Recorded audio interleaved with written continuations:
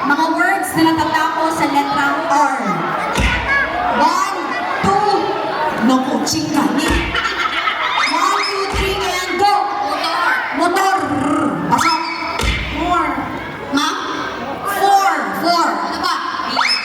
Bear. Ano pa? Gagor. Gagor? Gagor. Wait. Tama ba ako? Tama ako? Tama. Gagor nga. Wala? Okay, next category. Nakatunog. Nakapag. Gabi lang natin naririnig. Pwede kung nasa gilid ka ng kalsada pag natutulog ka na o nasa saan ka gubat o ano dyan. Pwede kong marinig kung madilim. Shhh! No coaching. 1, 2, 3, and pwede bumalik yung mic ko.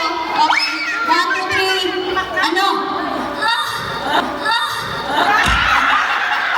Ayun ba? Ang dami kaya pwede marinig sa gabi. Ay, ang bata. 1, 2, 3, go! Ako! Ano pa? Pwede mo marinig sa gabi! Mama! Wala kang tuwan na daw siya nito. Okay, wait lang. At least alam niyo na pag may narinig kayo sa gabi kung sino yun. Ano? Okay, ano ba ang pwede marinig sa gabi?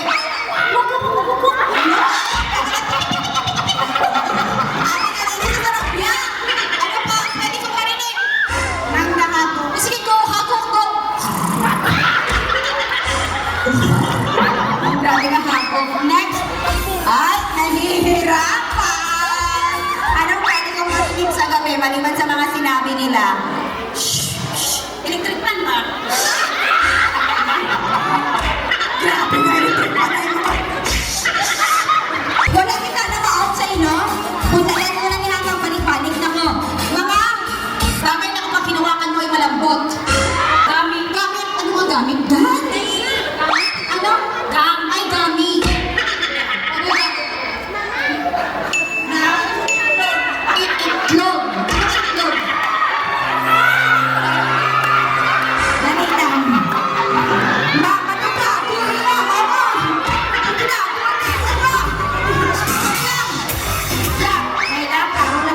Itlog nga ang malasan. Ano nga? Itlog ang malasan. Okay, ano pa? Malambot?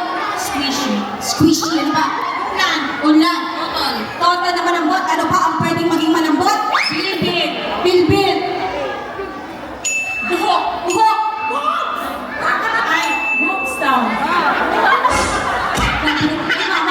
Ano pa? Ano na may tubig? Tuyos na itlog. Ano pa? Clay. Ano pa? Lubot. Amor.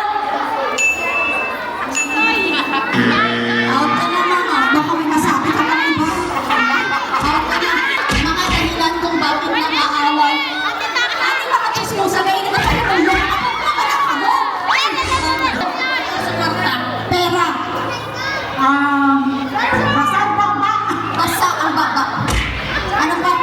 Maingay si Mrs. Maingay bumangera si Mrs. Ano pa? Kabit. May kabit. Dahil nagpahilabot ang Mrs. Ansa?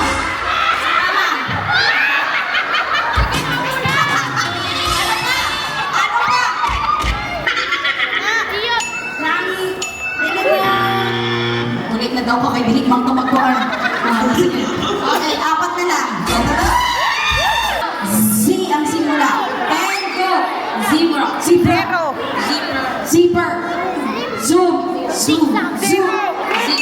Zigzag. Susu.